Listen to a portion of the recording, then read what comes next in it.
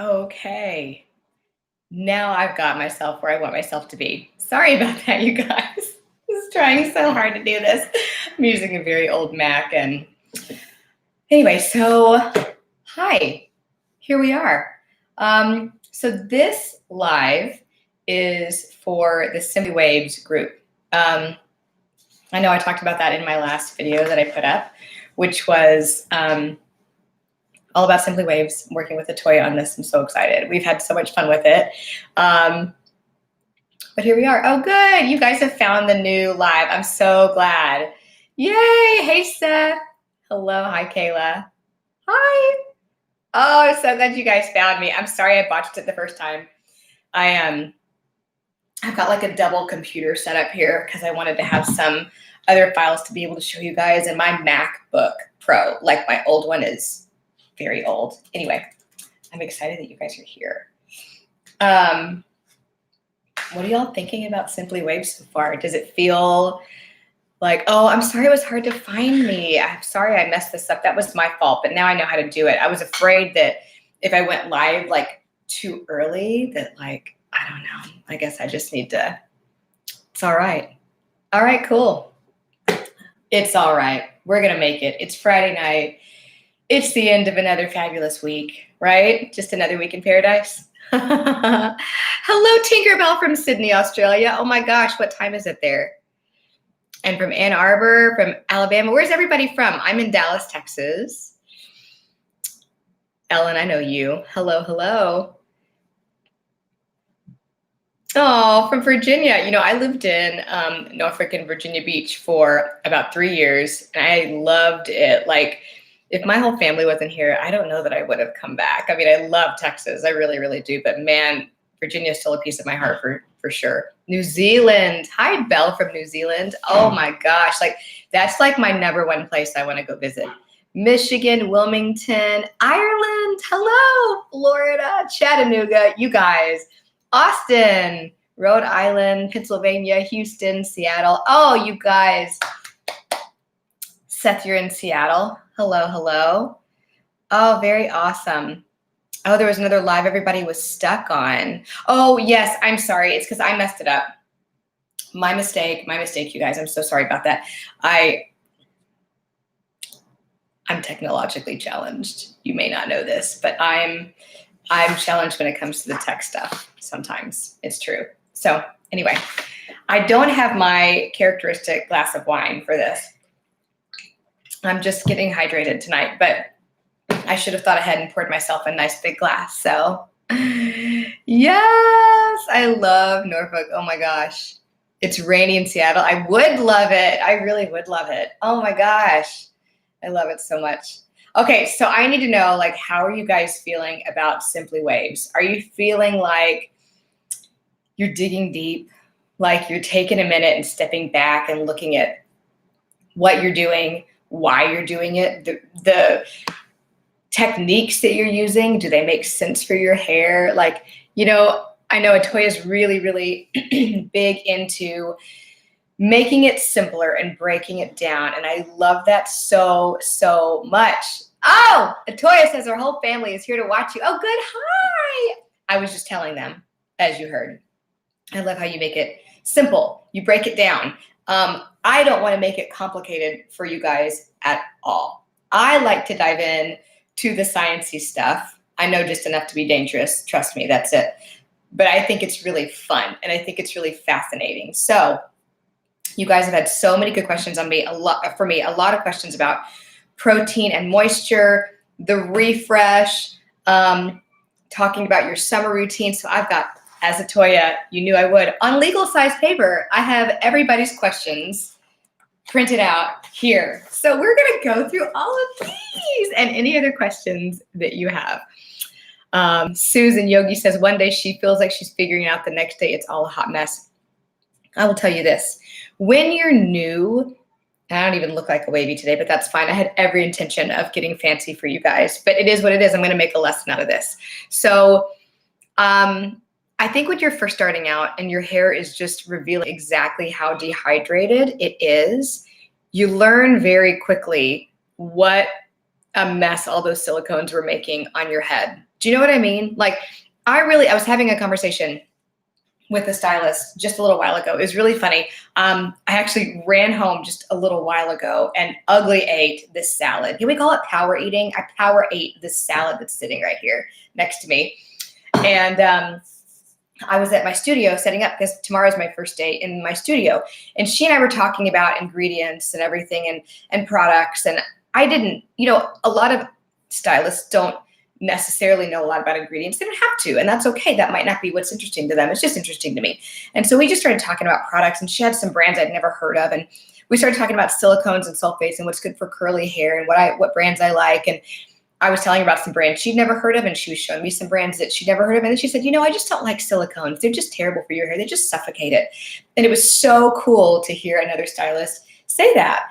I think of silicone heavy products as being performance products. If you're blowing out your hair every day, if you're straightening it, if you're wanding it, all those great fun things that you could do with your hair, because it is an accessory. And I think we should all remember that it's an accessory. It's something fun. It should stay fun.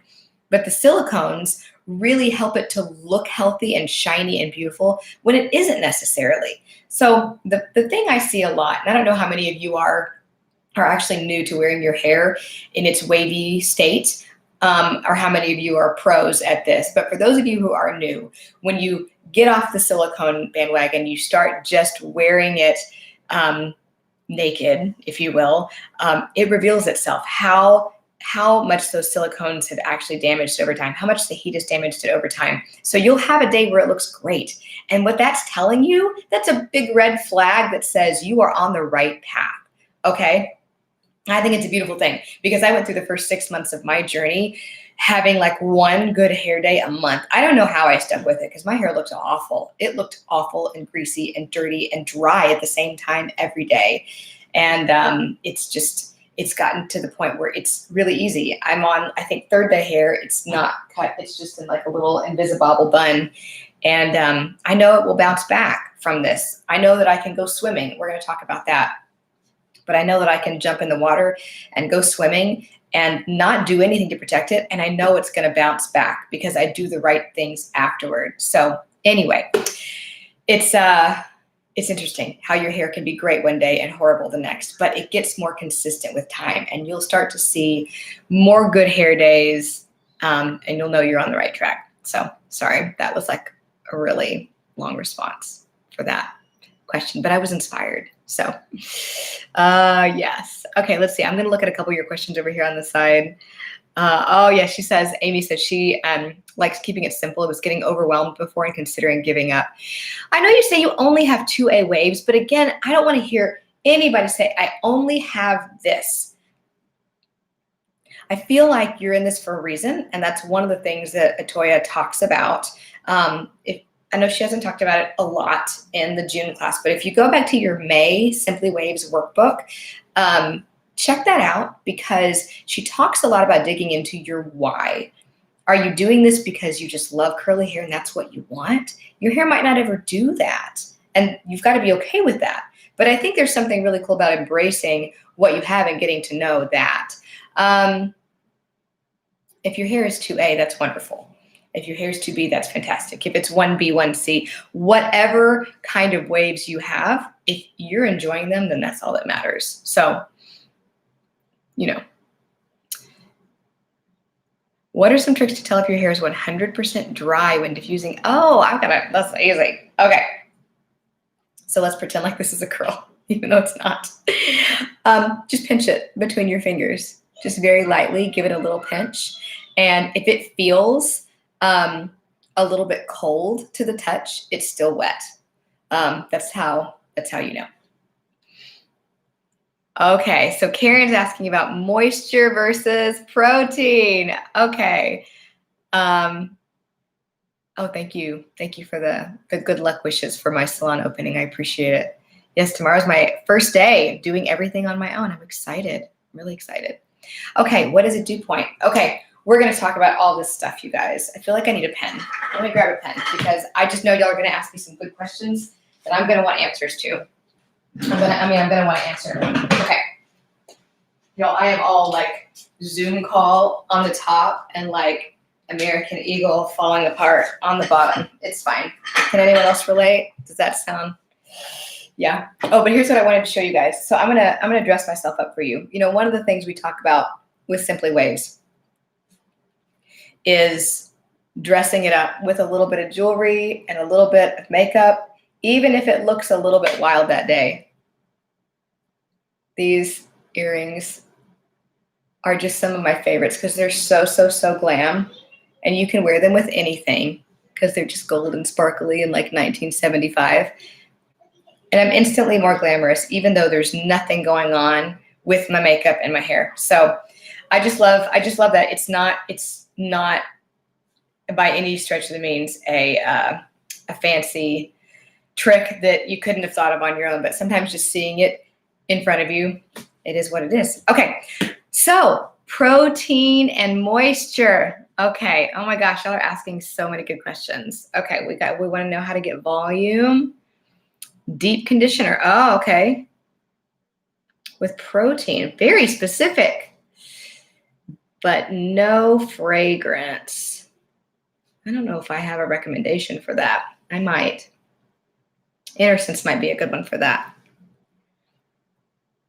Protein drops, yes, that is actually a really good one. So you could definitely take, so if you go to Sally Beauty Supply, for example, and you pick up a product that they have called Neutral Protein Filler, it is literally just a little bottle of protein filler. And usually stylists use it on otherwise compromised hair before coloring in order to even out the texture of the hair before applying color.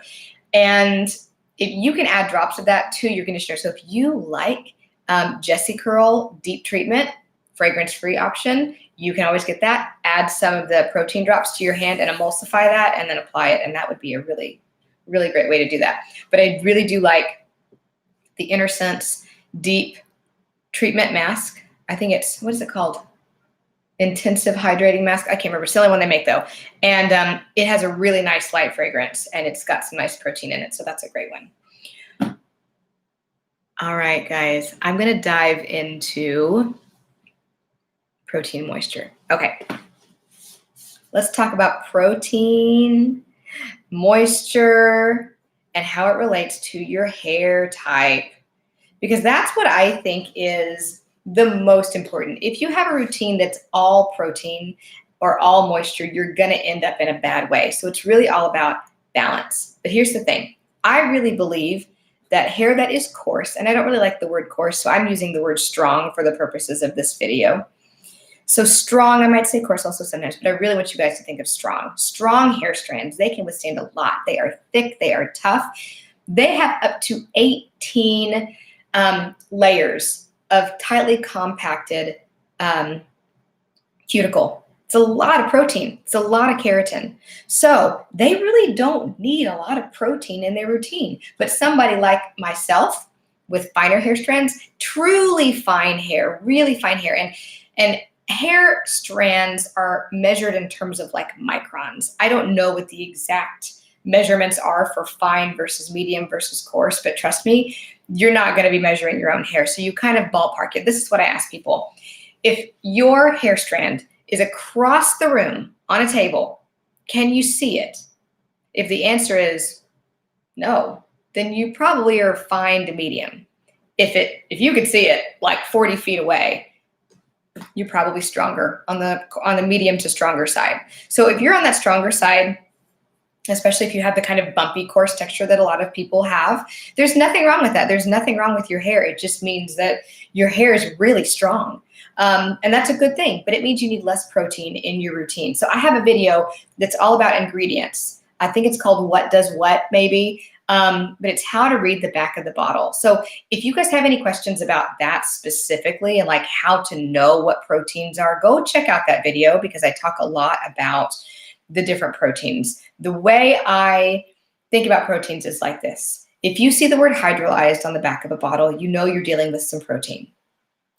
Proteins that are large are better for finer hair types. So large proteins would be things like that you would put in a salad: quinoa, corn, wheat, soy, those kinds of wheats. Those kinds of proteins. The proteins that you would put in a smoothie, like, hold on, I'm gonna have to lock this door because my people are gonna try to come in and participate. Can't have that.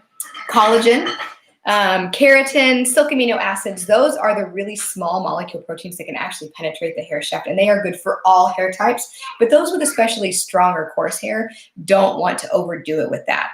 But that's why I really love deep conditioning treatments with protein in them that are the small molecule proteins. Curl Junkie Repair Me is like my all-time favorite.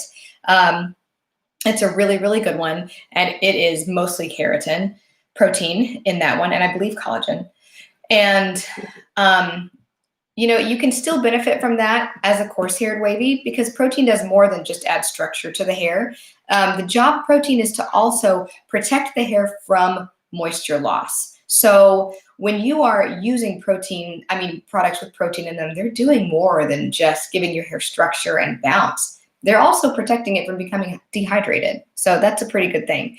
The InnerSense Hydrating Hair Mask is another favorite, but it's got, I believe, quinoa and maybe rice protein in it. So it's a little bit more on the heavy side. But for those people who want a little bit of a protein boost without overdoing it and you have stronger strands, then just leave it on for maybe 5 or 10 minutes, max. For those who have hair more like mine that's a little bit on the finer side, leave it on for 20 to 30 minutes. If you have especially fine hair, you might benefit from 40 minutes. So it's really all about how long you leave it on and what else you're using. So I think part of the problem with Diva Curl is that all of their products are heavy in wheat, corn, and soy proteins. So they're great for people with super damaged hair for, you know, the first 2 to 3 years they're using them exclusively. And then all of a sudden the hair goes straight. And guess what? I don't know about the whole thing with making people's hair fall out. I'm not even going to touch that right now. But, you know, it really is a thing when you're using and layering lots of products with those big, heavy proteins. They tend to build up, and protein can build up just like your conditioning ingredients and cause all kinds of problems. So the way you avoid buildup is by clarifying. And I know you guys have had questions in the past, but what's clarifying? What makes a clarifying shampoo? You know, clarifying is not a strict curly girl friendly thing to do because it usually involves a sulfate. I like to involve a sulfate, you know, once a month, and that strip all that stuff off. I think that applies more to wavies than it might to true curlies and kinky curlies. So definitely clarify once a month. That will get any excess protein or excess conditioning ingredients off your hair.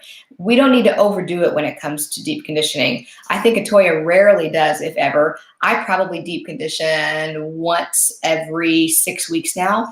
Your journey, that word is, I'm tired of saying it. I got to come up with a new word. Your journey really does evolve with time. And you'll find that your hair just becomes healthy if you do a lot of those things in the beginning. I usually recommend to my clients to clarify and deep condition. That's your replacement for shampoo and conditioner on clarifying days, your clarifying shampoo and your deep conditioner. And that's maybe once every other week for the first few months. And then you kind of transition to once a month. So Sarah Carruthers is asking, how do you know if your hair needs protein? The way you can kind of tell if your hair needs protein is if it's over conditioned. It's not curling right. It just seems limp and lank. Some people call it mushy. I've never had my hair feel mushy, but it definitely has gone limp and lank on me, and I've had buildup frizz. So when I first started deep conditioning, the first one I ever used was this. It was a Shea Moisture honey, some kind of honey deep conditioner that smells amazing. Oh my gosh, I wanted to eat it out of the jar. I clarified with Suave Daily Clarifying Shampoo, which, by the way, I've heard the formula has changed. You guys will have to tell me how it's different. I need to look at the bottle the next time I'm at Walmart, but I get so distracted with my mask on, you know? I'm like, it's so weird right now. Anyway, so clarify with my Suave Daily Clarifying Shampoo, and then deep condition with the Shea Moisture Honey Deep Conditioning Mask, and rinse it all out. Rinse it out really good. styled with something I would normally style with, and my hair was just heavy and frizzy. I mean, lots of frizz up at the top, and I could not tell what was going on. I was like, I guess my hair doesn't like deep conditioning. My hair does not like heavy moisturizing products. And if you're a fine-haired wavy like myself, yours probably doesn't either. So that is how you can kind of tell if your hair needs protein. The other thing is too, is like I talked about, if your hair is on the finer side, then your hair is probably going to like protein. It's not necessarily about needing it. Sometimes it's just about liking it and if you want to play. But this is not something you have to do. Remember, you can keep it simple. You can low poo or sulfate-free shampoo, conditioner, leave-in, and styling product. I mean, those are my 4. Every day, if you want to.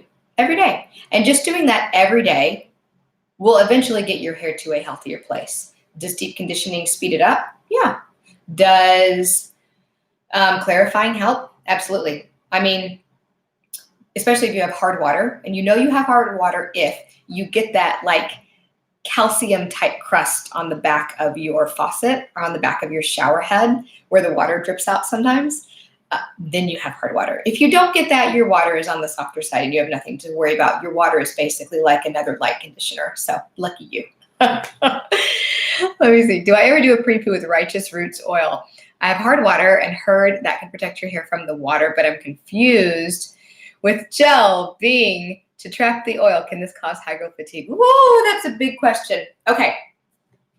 So I don't pre-poo with righteous roots oil, although I did when my hair was a lot longer. It's not a bad thing to do, I don't think. So when your hair is longer, I'm going to talk about porosity a little bit. So when your hair is color treated or longer, you have multiple years of history on your head, right? And that hair has been exposed to the elements. You've probably brushed it or combed it. It's just been handled more. It's rubbed on the back of your shirt. It's rubbed all over your pillowcase. That hair is generally higher porosity. I just kind of tend to assume that most people's hair, if it's shorter and it's not color treated, is generally low porosity. That's not necessarily 100% true, but it's likely. Porosity is a really difficult thing to measure. You kind of know it just by how quickly it seems to dehydrate. So it's kind of a tricky one to kind of measure there. But anyway, so applying an oil on your hair, it only matters if you have the oil on there for at least 30 minutes. Anything less than that, and it's going to rinse right off. But if you have it on there for at least 30 minutes, your hair will actually absorb some of that oil, and it will protect it from absorbing too much water when you shower. This is a thing. It is known. But you don't have to do it if you don't want to. I did it when my hair was longer, and it did make a difference in how shiny my hair was. I didn't do it every time. I mean, maybe once a week. And I tend to wash my hair about every other day, sometimes every 3 days, but then I definitely did every other day. So I would do it maybe once a week. And I just was experimenting with it. And I did notice those days that my hair was shinier. It was a little bit heavier. I definitely had more definition. And I don't think it will lead to high growth fatigue because it's kind of blocking your hair from absorbing too much water. So, I mean, I'm not a scientist. I don't know the ins and outs of all of that. But if you guys don't know about the Sciencey Hair blog, I would really recommend looking up Wendy's blog. It's called the Sciencey Hair blog, SCIENCEY hair blog. If you just Google it, you'll find it. It's got a horrible search feature, but if you Google Sciencey Hair blog protein, Sciencey Hair blog chlorine, those kinds of things, you'll find a wealth of information from Wendy, who is an anthropologist in real life and a hair scientist on the side because she's brilliant and she just likes to research hair. So it's what she does. And I learned a ton of information from her website, and I still do to this day when I have time to get on it and just peruse it. So let's see. Refresh. Okay. Let's see here. I talked a little bit about porosity. I'm going to go back to porosity real quick because I didn't talk about the low porosity gals. One thing that's important for you low porosity gals is don't rinse with cold water before you apply your products. Keep that hair shaft open. It will help your hair take products better. And when you refresh, because we'll talk about that next, I really prefer to use hot water. I will just run my hands under the hot water for a minute, add a little bit of product, emulsify, and then apply that product. Usually it's a leave-in conditioner. So anytime you apply, when you're refreshing, a little bit of water to your hair, whether you choose to spray it or smooth it over, which is my preference. Spraying it makes my hair very angry. You're reactivating your products from the previous day. So you are essentially bringing that gel back to life. You might not need to add anything to your hair. And I think as wavies especially, and the finer your hair, the truer this is, the less, the better. The more, the worse. I'm telling you, you think you need to add more product because your hair is frizzy? Don't do that. Try to reactivate your products from the previous day, and you will save yourself in the end, because I can't tell you how many times I would put more product on and it was just so much worse. It was a huge mess. So it's a real thing. So I really just like to use a little bit of Inner Sense Sweet Spirit leave-in. That is my #1 go-to refresh product now, but always with wet hands, hot water. I smooth it over, scrunch it in. This is one side, this is another side, and then I do the back. I did a little video demo on this on my Instagram, my IGTV recently, if you guys want to just see kind of like a quick and dirty how I do that. It's a really good product for that. It's light. The water reactivates my gel. And then I will sometimes, if I need to be fancy, take my blow dryer and just 10 seconds right here. This is my diffuser, obviously. This is my orchid. And then I diffuse maybe 10 seconds here, maybe 10 seconds here. I might even bring it up to give myself a little crown lift. If I'm really fancy, I might take my double prong clips and clip those at my roots up here. The refresh, I think people really overcomplicate it. The other thing about the refresh is this, guys. This is the most important. You've got to lower your expectations for the refresh day. We are not curlies, and that is fine. But the curlies will say, day 2, day 3, day 8, that's my jam. I wash my hair once every 2 weeks and my hair looks amazing. It's a thing. It's amazing. I wish I could do that. My scalp would be mad at me. My hair would be mad at me. It does not work that way for me. And I'm guessing because you're a wavy, if you're on this video stream from the Simply Waves group, then it's probably not a good one for you. So awesome. Okay. I hope that was helpful to you guys. I'm going to take a second to look at some of your questions. Will cutting a few inches off my shoulder length hair make it wavier because there's less weight? Possibly. I mean, it depends on your curl pattern, and it depends on your texture, coarse versus fine. And it also depends on layers. I mean, I really think layers are life for wavy hair. I mean, they get us away from the triangle, but that's a look. If you like the triangle, you wear the triangle, go for it. But if you have more of that diamond shape, I mean, it's not going to give you more crown lift, because wavies, your hair needs more runway to establish its curl pattern. Does that make sense? So like, it's always going to be flatter up here on the crown because gravity is always pulling it down. Gravity, that horrible beast, pulling my face down every day. So that's where your crown lift comes in when you put those double prong clips in your hair. It takes some of the gravity off of right here, and then you can diffuse, and that will allow you to maybe get a little bit of texture at your root. It's still going to fall a little bit because that is a hallmark of being wavy, and there's nothing wrong with that. Oh, good. Okay, someone says they're using AG Dry Lift, and it is amazing. I love AG Dry Lift. It is definitely not just an everyday product for me. I know for some people, they can use it to refresh all over. I typically will just use it. I'll take a little bit of it. So AG Dry Lift, AG is the brand, Dry Lift is the product. It's part of their naturals line. You can find it at Ulta. Your stylist may sell it. It comes in a little jar. I should have it here to show you, but I don't. It's in my bathroom. It comes in a little jar with a black lid, and it's like a pomade almost, but it's got a really gritty texture, and it's kind of like dry but oily. It's really interesting. I will rub that between my fingertips and just apply it at my crown, like underneath where I want lift, and it will stay for a good period of time. Now, I have to wash my hair the next day, more than likely, because it is pretty gritty, but it works really great, really great. Oh, and somebody else had an allergic reaction to the Inner Sense leave-in. I'm sorry to hear that. You know, another leave-in I like is As I Am, and it is like $10 at Target or Sally's. It is so good. It continues to be one of my very favorite leave-ins and one of the few drugstore products that I feel like I can still really recommend. Mary Marshall asks if it's better to use praying hands method for thick, coarse, wavy hair. Yeah, I mean, I personally think instead of raking through wavy hair, it's generally better to smooth or to praying hands. That's going to help you get those like juicy clumps that you want. Anytime you're raking through or combing through or Denman brushing through, you're breaking up your curl clumps a little bit. I know the Denman brush works a little bit differently. You can kind of use the edge to really get ultimate definition. That's another thing I want to talk about. I want to talk about definition versus volume. Because, I mean, that's just something we talk about all the time. And I've noticed that when I'm doing these virtual consults, and I do one-on-one virtual consults a few times during the week, and they're awesome. I love doing them. And what I hear from people a lot is, I want more volume. And then I'm like, great, walk me through your routine. And they walk me through their routine, and every step they are doing is somebody who is after ultimate definition. They are using the Denman brush. They are combing their hair. They're raking everything through to get like ultimate saturation of product, ultimate saturation. This is the team definition playbook, y'all. Ultimate saturation with your product.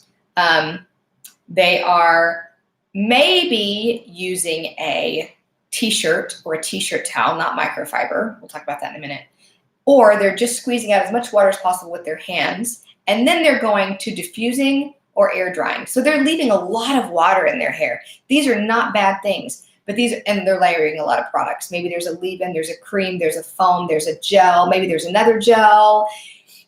Maybe there's a mousse gel mousse or a gel mousse gel or a 1, 2, 3 gel or a 1, 2, 3 mousse or a mousse mousse mousse. I don't know, all these things that people are doing. The more you put on your hair, the heavier it's gonna be, the more definition that you will likely get. But if you want volume, you gotta kind of do the opposite. One more thing you can do for definition is hover diffusing, where you take your diffuser and you kind of go around here and then you go around right here, but you wouldn't pixie diffuse because that's blowing your hair cuticle up, okay? That could give you some frizz. Frizz is my favorite. Frizz is volume. Now you don't want all volume because that would be all frizz, right? But you would kind of do the opposite. Instead of co-washing, which is a team definition play, you would use a sulfate-free shampoo or a sulfate-free shampoo if you felt like it. A light conditioner, rinse that all the way out. Maybe you wouldn't even use a leave-in. Remember, every layer retains water. I'm going to tell you guys about an in-between routine in just a minute. That would be my ideal in-between routine.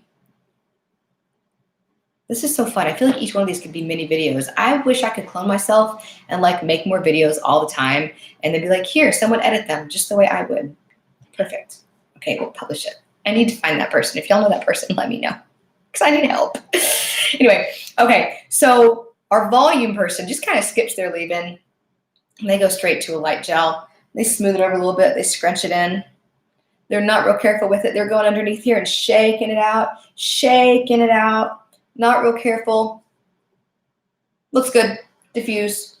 Hold it up here. Ooh, they're diffusing upside down. 100% upside down diffusing. Everything. And then stand up, kind of arrange it, diffuse, diffuse, diffuse. Oh, I can't forget that they did use a microfiber towel. They used a microfiber towel too to squeeze out as much water as possible. And then when they're mostly dry, or halfway dry, then they scrunch out any kind of crunch because they're not waiting until it's completely dry. And then they walk outside in the wind. That's my in-between routine. I mean, that's my volume routine. So I feel like a good in-between routine. If you want that sliding scale of volume and definition to kind of be balanced for you, you want a little bit of both. Sulfate-free shampoo, 2 times a week. Medium to light conditioner. Rinse that all the way out. I know that I'm always a fan of the drizzle rinse. The drizzle rinse doesn't work for me. I like to rinse my conditioner all the way out. And I was taught by someone who's worked in the product industry for a really long time that conditioner needs water bookending it to work the way it's formulated to work. I don't know if that's true, but that's what he said. So he said water, conditioner, so don't squeeze out your water beforehand, and then you rinse it all the way out. So it's pH adjusting. And then that person applies a light leave-in, As I Am, Innocent Sweet Spirit, Curls, Blueberry Bliss, whatever you like, aloe, lemongrass, something light, just a little bit. use a t-shirt towel, not a microfiber towel, to scrunch out that excess water. And then you could diffuse part of the way upside down to get a little bit of crown lift. Come up and then diffuse standing up, maybe leaning a little bit. Maybe you apply a light layer of product halfway through diffusing for a little master's method. Finish diffusing and then scrunch out the crunch when it's all the way dry. So you've used light products. You haven't used too many layers. Maybe you used a gel on top of your leave-in. There's a way to find that in between, but you got to give it some thought. Remember, more water equals more definition, equals more weight. Water's a great thing, but keeping too much of it in your hair can equal weight, and you don't want to be necessarily weighed down. Adding a lot of layers of products is going to be the same thing. I hope this is helpful to you guys. I kind of feel rambly. Okay, I'm going to look at your questions again. Are there certain ingredients that cause your hair to take longer to dry? I mean, absolutely. Marshmallow root is one. I see that one. I think that one's real big in Kinky Curly Curling Custard. It's also in Uncle Funky's Daughter's Curly Magic. Two products that I really do like, but that add a lot of drying time because it's really, really goopy. The thicker the product, the longer it's going to take your hair to dry. The lighter the product, the opposite. Layers of product will also take your hair longer to dry. The wetter your hair is when you apply your products and when you start diffusing, the longer it's going to take your hair to dry. So just remember, the more water you trap in your hair, the longer it's going to take to dry. Don't edit. We don't care. No, I'm not going to edit it. All the ums and the hard gulps. Love you here. I'm going to change the thumbnail though, because I could get it to put the thumbnail up that I wanted. That's just me going. Oh, great. Okay. VF Rutherford says the in-between routine is what she does now, and she developed it based on my videos over the years. I'm so glad. I'm glad that's helpful to you. Marshmallow root is in everything Kinky Curly. Yeah, it does. They love marshmallow root. It's really enhancing. It helps you maintain hydration for sure. But it is really heavy. I mean, just like the tiniest bit of Kinky Curly Curling Custard can add a lot of weight to your hair. Let's see here. Mindful Avocado video editor. I'm writing down your name. Mindful. I don't know how to find you. You got to find me. Will you email me? Like get my, hey everybody, I'm having a conversation with Mindful Avocado. Will you get my email address off of the Simply Waves group, or find me on Instagram? Because I need help. Okay. If you don't comb or brush your hair, how do you get it to not stick to your head? Okay. I have another video for you guys. I wish I could reenact all this. I totally would. So watch my Squish to Condish video.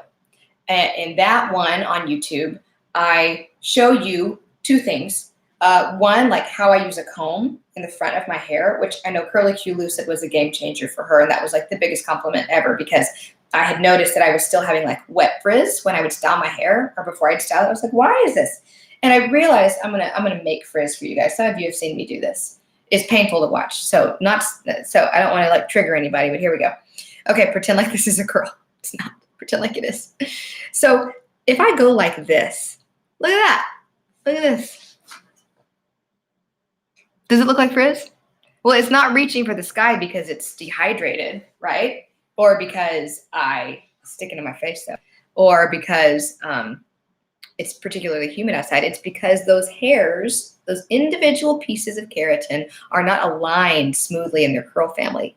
But if I just go like this, if I use a wide tooth comb, just in a key area to do that, it's nice and smooth again, right? So when I did that video, and when I figured that out, but I could just use a wide tooth comb real quick in the front of my hair that was upside down styling, that got rid of my frizz problem. I mean, it was a game changer for me.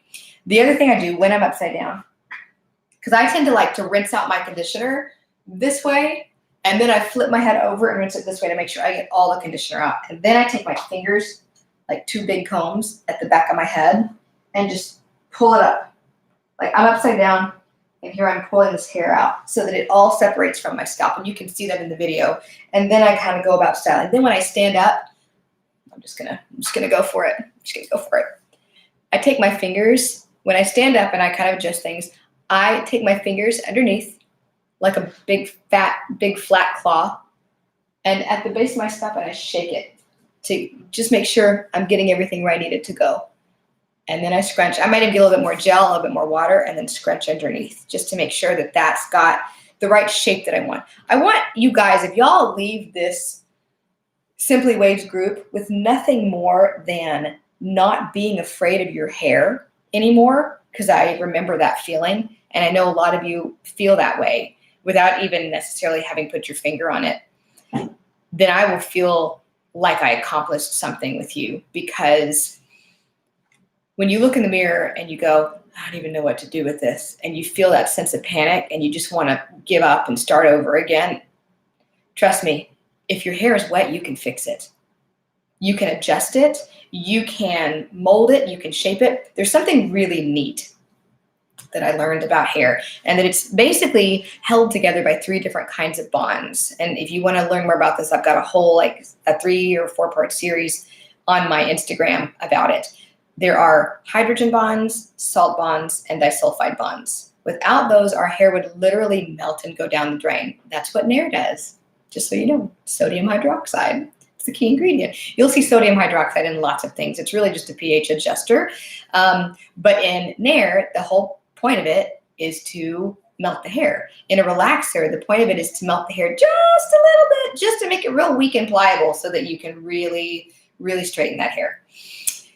But I don't know where I was going with that. Hold on, rewind. Okay, so disulfide bonds and salt bonds. We're gonna put those over here. We're just gonna talk about the hydrogen bonds. So the hydrogen bonds are what make your hair go totally straight when it gets wet in the shower.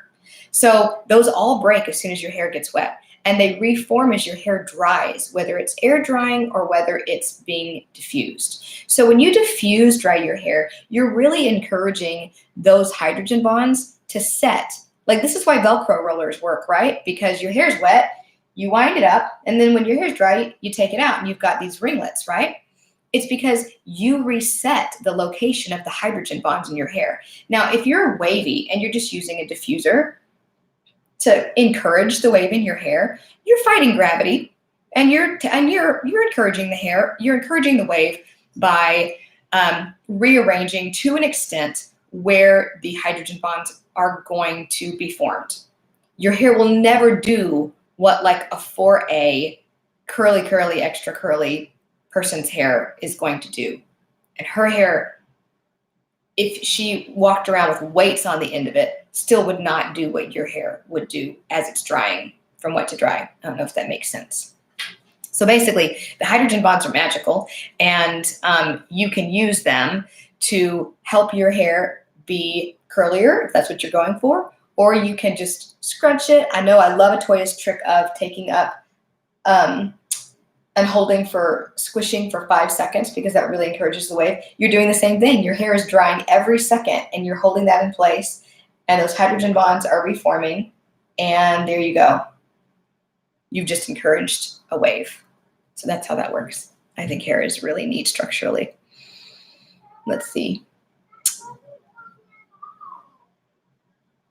This Nozzle Pro still falls off. I know. I haven't 100% gotten that to work for me either. Let's see here. Any other quick questions before I dive into this? I'm talking too much chemistry. I know, Charlotte. I'm sorry. I just think it's fascinating. So why don't we get back to the questions that you guys specifically asked me about? I'll just rewind the tape a little bit. Okay. Let's see. Abby Lang wants to talk about hair loss. Okay, I'll make a note of that. Okay. So Ashley McDonald, I'm going to you guys questions from the group exactly. She says that she wants to know if she should be doing something particular to remove bug spray from her hair, because she's using a natural bug spray, and it's pretty much different kinds of oils, including castor oil. Is it going to keep moisture from getting into my hair? No, you don't have to worry about that. Just use your regular sulfate-free shampoo. That's not a big deal.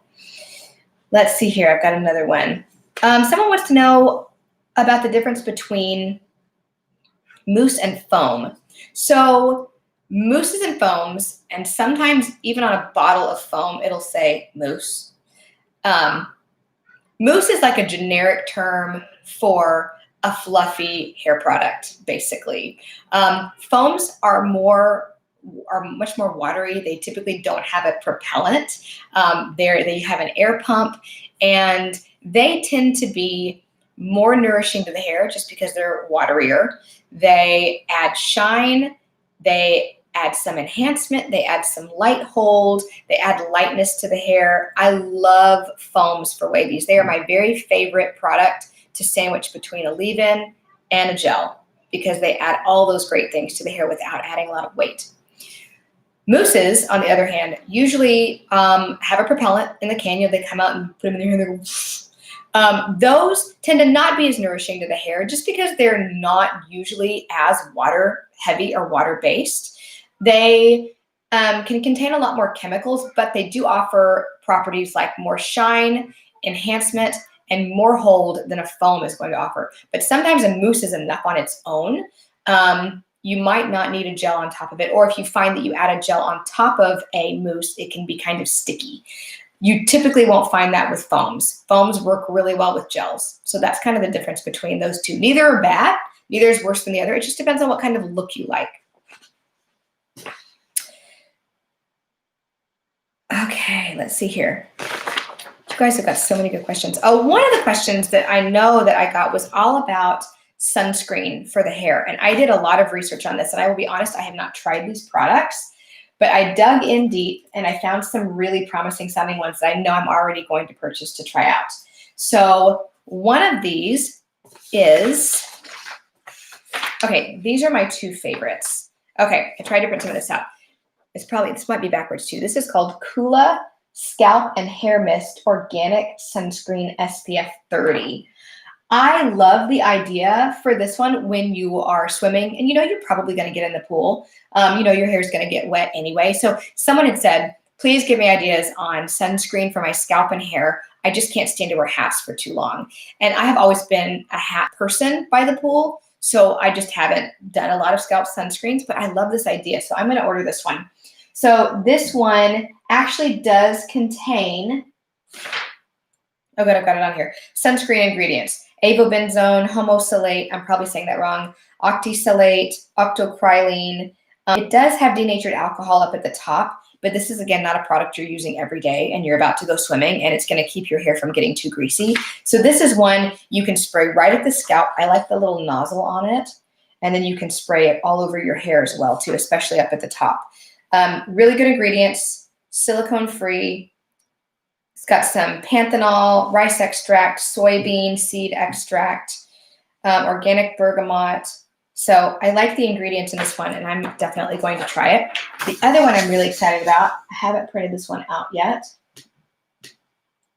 is this one from it's from Goop. I'm going to just have to hold my computer up to you guys. It's from Supergoop, and it's not Goop, I'm sorry, Supergoop. And it is Poof 100% mineral part and scalp powder, SPF 45. I don't know if y'all can see that. I'm sorry I couldn't print all these things out. I just did not have a lot of time today. So I like that it's a dry powder and I can just put it right here and then rub it in. I'm not going to go swimming today, but I don't want my scalp to get burned and I don't want to wear a hat, but I know I'm going to be outside doing some other things. I love that because, we tend to, and I talked about this with the people on my calls out, we tend to treat the thing that we see and we think that it's totally cool to wash our hair once a week. Everybody's doing it. But after Atoya's live with Annabelle Kingsley, who's a trichologist and, really specializes in the study of the scalp, I was like, I'm never again going for more than 4 days without washing my hair, because really it's all about cleansing your scalp. We forget that we've got hair under here. We tend to treat the thing that we see and just worry about that. And we want to go the fewest number of days without washing our hair because what a pain.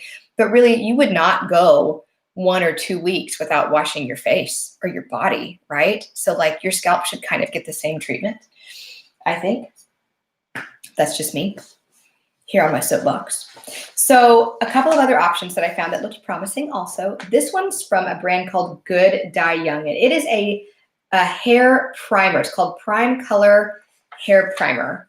And I believe this one was totally, I only looked at the ones that, it does have a water-soluble dimethicone in it, but what this one's really all about is preserving your vibrant hair color. So if you really want to make sure that your hair color doesn't fade, this would be a good one for you. I believe it's sunflower seed oil is what I was reading about. That is the active ingredient in products that are like a hair sunscreen to prevent fading. And this is another one that's similar. It's by a brand called Phyto. It's called Phyto Plague, if I'm saying that right, or Plage Protective Sun Veil. Again, their active ingredient is sunflower seed extract. This was another spray. And I thought the bottle was pretty. I found this on skinstore.com. And then there are 3 more.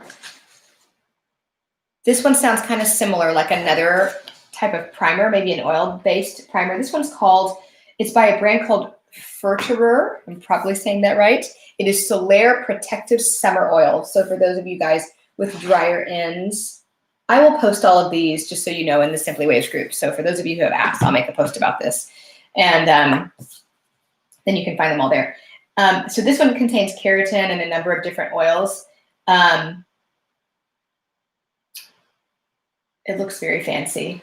It's $28 on the reneefertererusa.com website. And there's a Moroccan oil. I never thought I would recommend a Moroccan oil product, but it actually isn't full of dimethicone.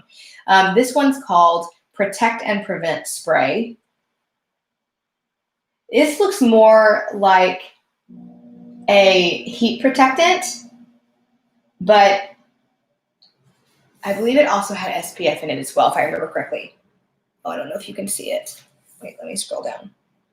Moroccan oil. If that one's helpful, if you can do that. Okay, and then the last one that I thought sounded really neat is by a brand called Rawa, if you guys are familiar with them, R-A-H-U-A. This one's a styling product. So if you're like, I don't need a treatment for this, like I just want to put something on my hair every day, this is a hydration detangler and UV barrier. Silicone-free, $32 on dermstore.com. I thought it sounded really promising, and I'm really curious about Rawa. I want to get to know their products better, so I'll post these on the Simply Waves site so you guys can look them up because they look really, really cool. So I might get the Rawa also and try that, because who doesn't want a styling product that's like, I don't know, gonna also protect your hair? If I had to pick, Tracy asks, one line of products to use forever, which do I think is the most balanced? Innocence. I think it's the most balanced. Yes, Good Day Young is made from Hayley Williams from Paramore. That's right. It's her brand. Okay. Okay, so the reason I would pick Innocence is because they don't just have like 1 or 2 shampoos and 1 or 2 conditioners. Like they have 3 lines of moisture. They have one called Pure, and that's the most cleansing, lightest conditioning. Color is it's ideal for color treated hair, but it's the moderate cleanser and conditioner. And then Hydrating is the least cleansing, most moisturizing. It's great for wintertime for most hair types. Really balanced protein profiles, really good moisture content without building up. I find that since I have started using their products, I kind of rotate between them and Bounce Curl. I kind of bounce back and forth with their shampoo and conditioner. I just don't get buildup like I used to. And my hair's also not dehydrated. So that would be my pick. I love their styling products also, but there are a lot of styling products that I like. I also love Kevin Murphy Hair Resort, the gel. I haven't tried the spray. I know that's one of Atoya's very favorites. I love Bounce Curl's cream gel. The opposite of that would be Jessie Curl Spiralicious. I adore that one. I really like Curl Junkie Pattern Push-Up. It is a glycerin-free, protein-free gel, and it comes in a giant tub with like a pump. I just love it. It's a really, really good one. So there are just a lot of good products out there. I still really like Mop Top, Trelux, so many good styling products out there, honestly. A lot of stinkers too. but a lot of really good ones. But shampoo and conditioners where I've had the hardest time finding things that I, finding ones that I like. I need a gel for coarse dry hair. I'm out, need to purchase one. For coarse dry hair, Jessie Curl Spiralicious every time. It's an enhancing, moisturizing cream gel. It does all the things. It checks all the boxes. One thing you can do with gels, if you're not already doing this, is if you just want more hold out of a gel, just apply another layer, whether it's right before you diffuse, which I talk about in my double application method video on YouTube, or Smaster's method, which is just apply another light layer with wet hands right before drying. There's not an InterSense line that's glycerin free. You know, they're cool with glycerin. They use it in most of their products. So if you're really wanting to go glycerin free, my number one, don't worry about glycerin in shampoo and conditioners. That doesn't even matter. You're going to rinse that out completely. It's the leaving glycerin on your hair in really high dew points, you know, like I talk about in the dew point range in my Simply Waves content from this past week. That's when it can get frizzy, especially for those of you with higher porosity hair, just because your hair is going to be more reactive. Glycerin's already more reactive. That's what can cause that. Okay. Let's see. I'm going to move on to more questions from you guys. Okay.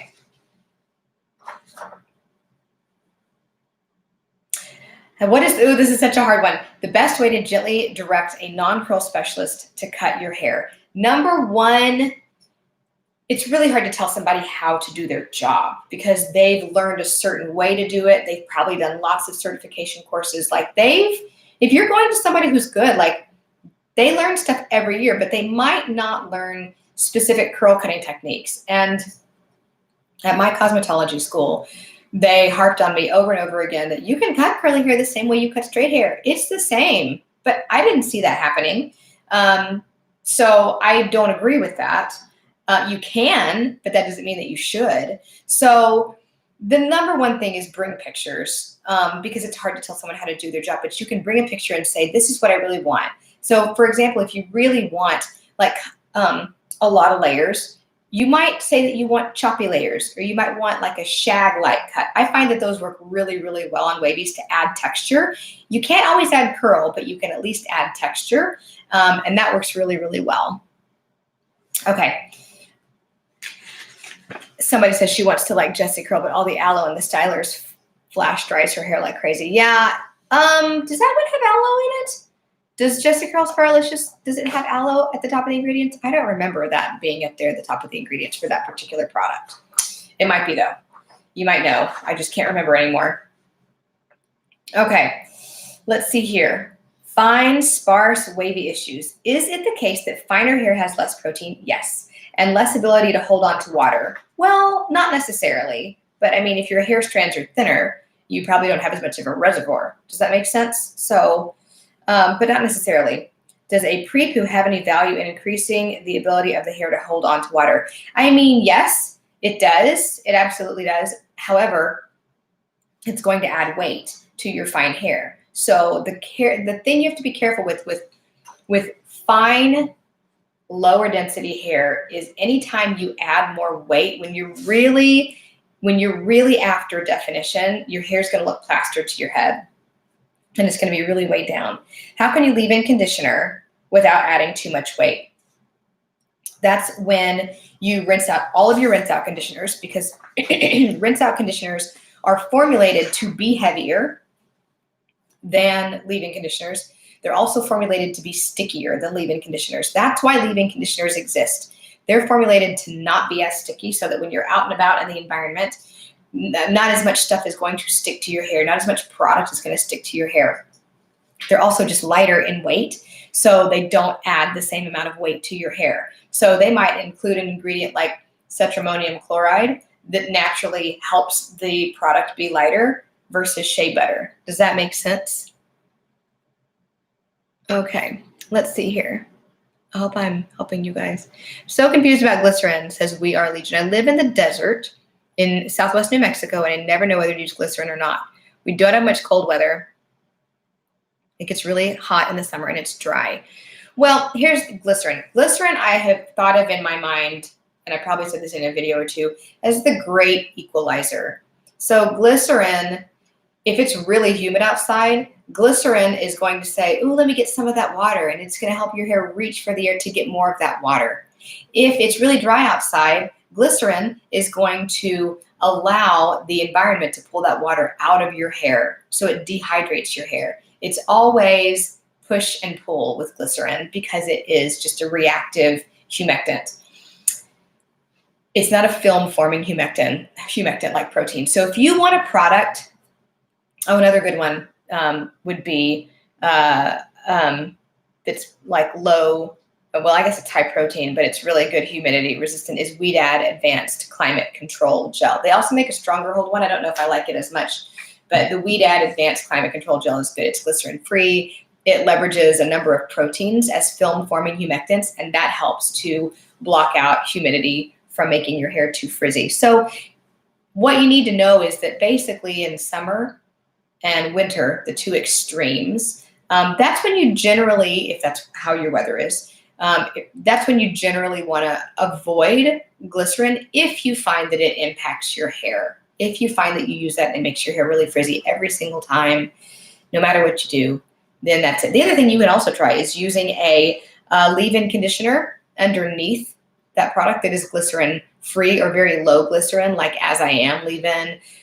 That's a really good one. And what you can do with that is apply it before you apply any of your other products. And that's kind of the first thing that hits your hair. So it can seal out some of that reactivity that would happen from your your glycerin heavy gel, let's say from Sense or Bounce Curl or what have you. So don't let it ruin your day. Glycerin's a great ingredient. It won't hurt your hair.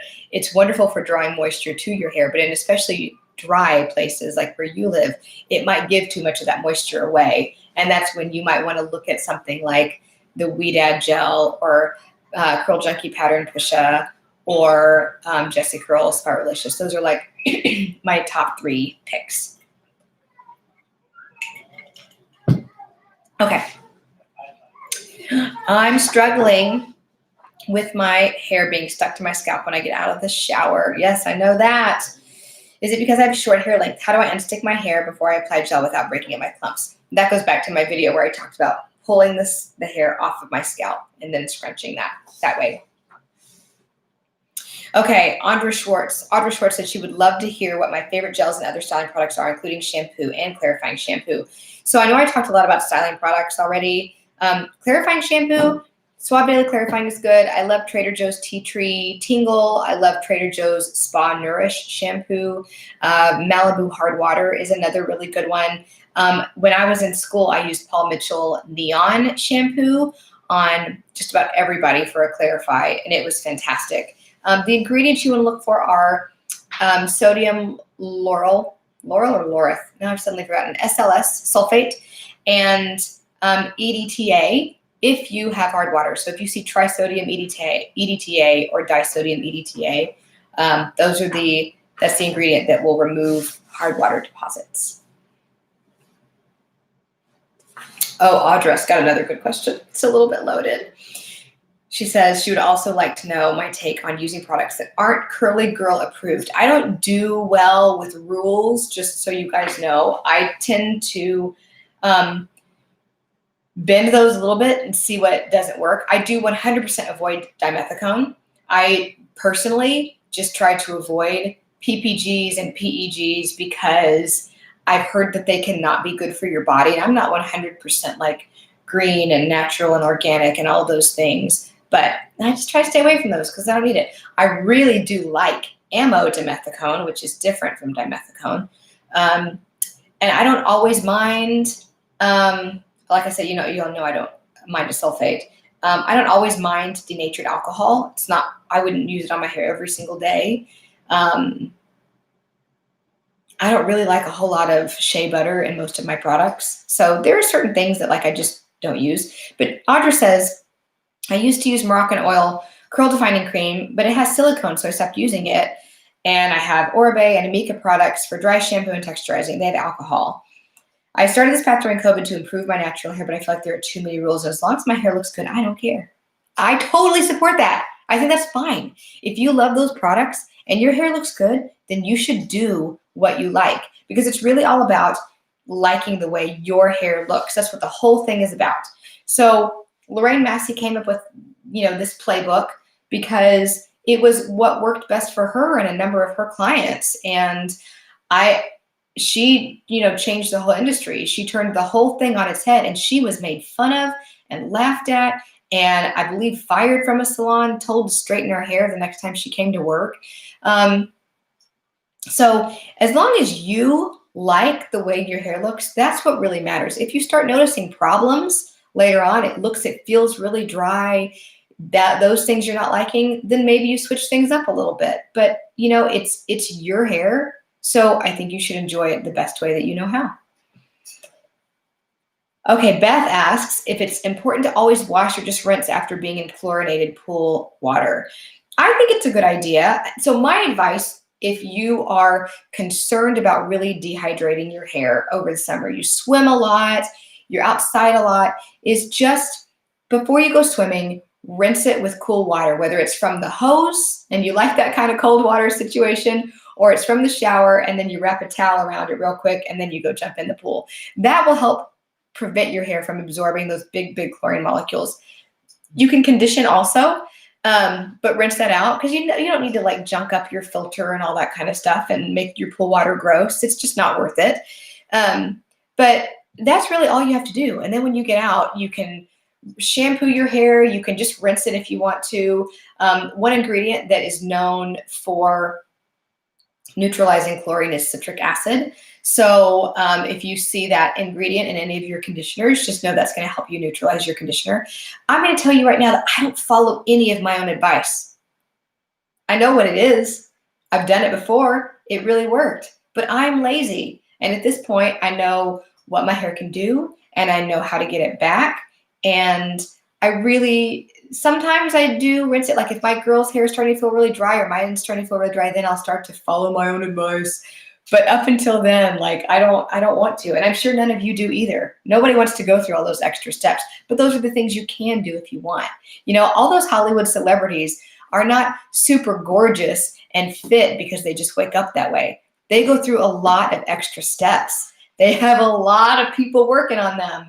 They go to the gym all the time. They do a lot of extra stuff to maintain a certain appearance. And then they put that hair in magazines and make us think that that's what all of our hair is supposed to look like. And it's just not the case. It's just not what hair is ever meant to look like. So just take that little bit of information and say, expectations. If you want to go through all the extra steps to have the magazine-worthy hair, then do it. That's what you need to do. I think you should. But if you don't want to, then that's fine. Okay, Alina, I know she really wanted me to answer this question. So let's see what she has to say. She's got very long, very blonde hair. I don't know if it's color treated or not, but I would just assume because it's very blonde. So we're going to assume that it's color treated. And she says, I have extremely tangly hair. Is that normal? Yes, because you have higher porosity hair. Your hair is long, like really long, like I'm talking really long, and there's a ton of it, and we're going to assume that it's color treated. So it's higher porosity. So Lorraine came up with this great analogy of the hair shaft, that it looks like a pine cone. When it's closed, when it's healthy, it's totally closed. And then when it is not, that's low porosity. When it's not, it opens, and that would be high porosity hair strands. So if you have a lot of high porosity hair strands all next to each other, they're going to tangle up.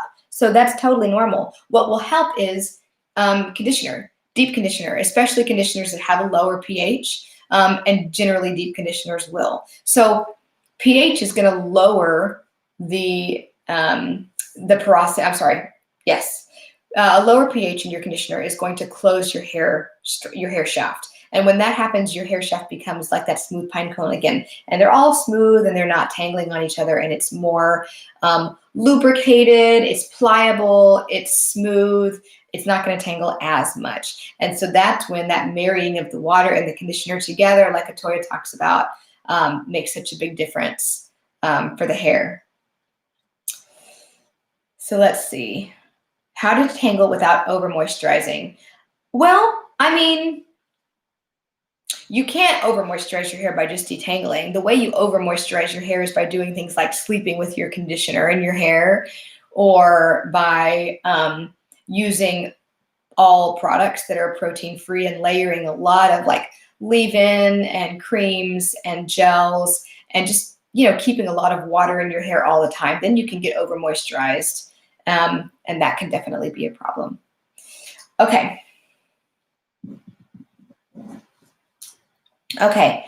Liz Rosignol says that she loves to color her hair. It's the one thing she refuses to give up. That's fine. You don't have to give that up. It does not seem to have a big impact on my waves. Do I have any suggestions for color to do at home? You know, I do use henna on my hair, but I will tell you this, because she asks about, she knows that I use henna on my hair. Henna is a really tricky thing to use. Part of me wishes I had never talked about it, because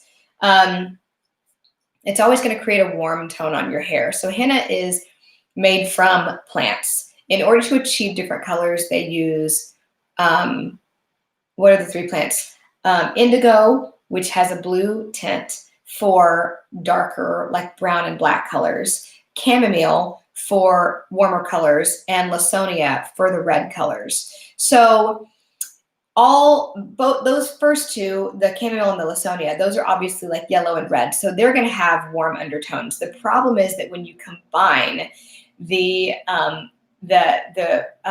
blue tones, you end up with green. So it's really easy to turn hair green when you use henna. The other thing about henna is this: a lot of the times it's not totally refined of metallic salts. And when you are somebody who likes to play, you put henna on your hair, it looks real pretty, and then you decide you want to go lighter.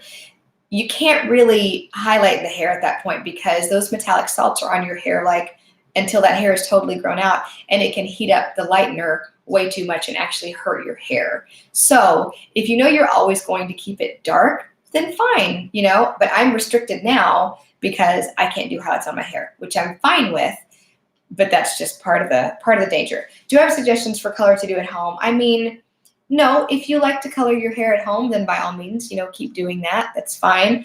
Just know that at home color has a lot of color molecules in it. It's designed to be totally foolproof. It's designed to cover up everything. So the first few times you do it, it's going to look really good. But then what happens after that, because you're putting it all over and you're not just necessarily doing your roots every single time, is you could end up with, if you just do your roots, you could end up with a line. If you are putting it all over every single time, your hair's going to start looking really dull, because it's going to be dye molecules on top of dye molecules on top of dye molecules. So my best advice for you is, if you're insistent on doing it at home, just do your roots every single time. Well, I mean, like most every time. Maybe every 4th time, you then run that color all the way down. So let it process at your roots for maybe 20, 25 minutes, and then take that color you have left over and run it all the way down and let that process for another 5 minutes. And that should hopefully even out any of the lines. And this is what I do in the studio with professional color. So that would be my advice to you. I hope that's helpful. But you don't have to give up your color if you don't want to. That's fine. And you don't have to give up your highlights either if that's something you guys like to do. So keep on it. Okay. Nicole Isla says, after following CGM for over a year now, I know what everyone means, that it takes time. It does. I will tell you, from my perspective, I don't really feel like the way I do my hair now takes any more time. It definitely doesn't take less, but it doesn't take any more time than it did when I was blowing it out and straightening it. But I'm always happier with the results now than I was then. And that is my why. Because I hated my hair. I was like going to Sinead O'Connor it, and I didn't. I'm glad that I didn't, because I don't know that would have been a good look on me. A lot of people can pull that off. I don't think I'm one of them. The one thing, she says, my hair feels so much healthier and more products work well for me, even when they didn't at the beginning. That's another thing. Your hair is less reactive. The one thing I'm not willing to give up is my highlights. Oh, we just talked about this. Awesome. I love the blonde and it covers my grays. I love it. Then you keep doing it and don't apologize. Don't feel bad for it at all. There are a couple things you can do. If you don't want to do bleach highlights, you can also do high lift color. And that would just be using a higher level of developer. And you can ask your stylist about that if they're comfortable with using high lift color. I don't know that it's necessarily a whole lot healthier. It won't lift as much as bleach would. So if you're trying to go many, many levels lighter, that might not be a good option for you, but it's something to ask your stylist about for sure, because it could work for a lot of you with a little bit less damage. Olaplex also. Obviously, always Olaplex in the bleach, and then an Olaplex 2 treatment when you're done. Ask your stylist, because that helps to rebuild synthetic disulfide bonds like we talked about earlier, which just makes your hair stronger. If you don't have color treated hair, then Olaplex is really not going to do anything for you. I know that was a big thing for a while. Everybody wanted to try Olaplex. It will make your hair feel thicker because it will put synthetic disulfide bonds in your hair. It's not a deep conditioner. It's not a protein treatment. It's a really interesting product. It does make your hair feel different, but it won't necessarily make it curlier. Okay, so Ruth Jennings wants to know about styling big front cowlicks and recommendations on hair should be styled around the face. I don't know how to tell you how to style your hair around your face, but I can tell you that big front cowlicks can be really tough to work with, but the best time to do that is when your hair is really, really wet, and to try to train it the opposite way. So if you've got a cowlick that's pushing all your hair this way, then you're going to want to, when it's wet, almost comb it down this way and like maybe pin it down. You're going to do the opposite. The other thing you can do is blow dry it, hold it down, and then blow dry it down for just a second. Again, you're working with where those hydrogen bonds are. You are telling them how to form the shape of the hair when it's drying. So you can manipulate them some that way. It depends on how strong that cowlick is, but definitely experiment with it that way, helping it do the opposite and see if you can kind of train it. And then using heat to rapidly dehydrate, to rapidly get some of the water out of the hair and also direct it where you want it to go. Any CG friendly dry shampoos that I recommend? I do love Batiste.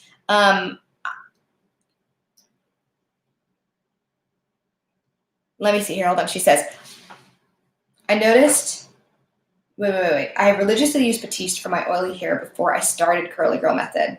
It was the only thing that got my hair not oily without washing it.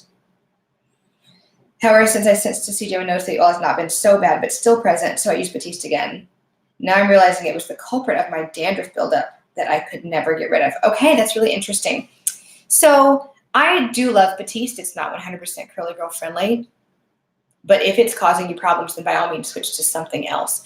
I love the very interesting InnerSense dry shampoo that's actually a foam, and then it dries as you apply it. It's really a fascinating product, and they use, I want to say, rice powder as their active ingredient. It's really good, but it's not near as drying as Batiste. So that one might be a good one for you to try. I know that Shea Moisture, which is not normally a brand I recommend, but they have a few cream gels that are good. They also have some dry shampoos that are really neat that and there's another brand that makes it too, but I can't think of who it is. It'll come to me. It's like a little puff of a can. So you just kind of hold it. I don't know if that made any sense. You hold it right here and you squeeze the can and it gives a little puff of probably like some kind of clay-based product at your roots, and then you can rub it in, and that's totally Curly Girl friendly. So that might be a good one too. Steps to take to reduce frizz, especially on day 2 to 3 hair. Again, you're in a high humidity area. I would recommend in South Carolina trying a glycerin-free product. But especially on day 2 to 3 hair, that's when I refresh, and again, going back to my recent refresh video on IGTV on Instagram, I really do like to take my pick.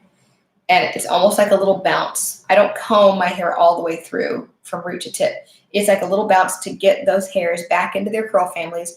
And then I can dampen it with water and smooth those things down. And then I can use a little bit of that InnerSense Sweet Spirit leave-in conditioner, spray a few pumps, and smooth it over and scrunch it in. And that makes a huge difference for me.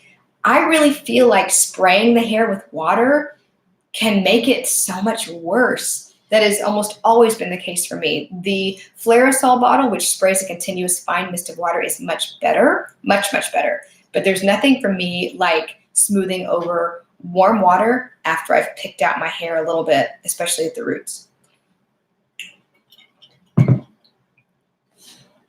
How to style bangs. So there are a lot of ways to do this. I know Good Gravy, it's Wavy on Instagram, has her own method of doing it. You can do a couple of different things. You can style them just along with the rest of your diffusing, which I've done sometimes, and then I stand up and I'm like, oh my God, they're like, there's something about Mary. And I've got to get a little bit of water. I'll take some water from my faucet at the roots and just kind of mold them to the way I want them to be. And then that tends to work pretty well. Been talking for an hour and 20 minutes, you guys. I'm a little dehydrated, but this is good. I hope this is helping you guys. I hope you'll like it. I tend to, after I've got all my hair products in, and I do that all together, I then will take like a wide tooth comb just to find them and comb them forward and then shake them at the root to make sure they're not doing this, but make sure they're doing this. And then I'll give them an extra scrunch. And then I take my diffuser and diffuse them separately right here. And then I like to clip them underneath so that they don't plaster themselves to my head, but that gives them a little bit of crown lift. So that's my favorite way to do that.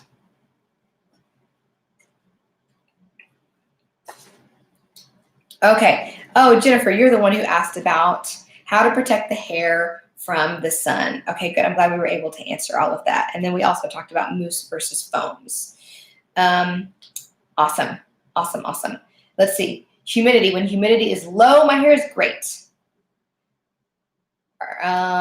Yeah, that's kind of generally for everybody, but you got to start really embracing that volume that you get from humidity that you can't get any other year, any other season, and try to be good with it. And if it's just way too much, because see, the thing is, you see it more than everybody else does. We all put ourselves under this microscope, and at least I know I do. I have tried to get better and try to be perfect. It doesn't serve anybody, least of all yourself. So embrace some of that frizz and just call it volume. Are there any tips or tweaks for when the humidity really hits? Absolutely. Switch up your products, glycerin-free, those 3 that I mentioned earlier. The Curl Junkie, Pattern Pusha, Jessie Curl Spiralicious, Weed Ad, Advanced Climate Control. Those are kind of my 3 go-tos. I know there are more out there, but those are my 3 go-tos. And you can also do another layer of gel halfway through drying, and that will just keep everybody locked in their little gel prison a little bit longer. Okay, and yes, you're right. She says maybe a gel with protein would help. It absolutely would, because again, protein not only gives your hair a little bit of structure, it also helps keep it hydrated. Okay, can hard water make it feel like I have low porosity hair? My hair feels so dry when I'm in the shower. So yes and no. Very good. You're thinking this through. The hard water makes your hair feel dry because it's adding a layer of minerals on top of your hair. It's like it's adding a layer of protein. So hard water works kind of like protein does. But low porosity hair does not always feel dry. So it doesn't make your hair feel like it's low porosity. It just makes it feel like you have hard water buildup. So just so you guys know, you don't have to get a whole house water softening system if you don't want to. If hard water is something you're just like, oh my God, please let my hair be done with this hard water. It's too hard. I can't stand it anymore. You can also get shower head water softeners that you just install right on your shower head. They're not too expensive. I want to say they're under $60, and that could be the solution to your problem. So something to look into.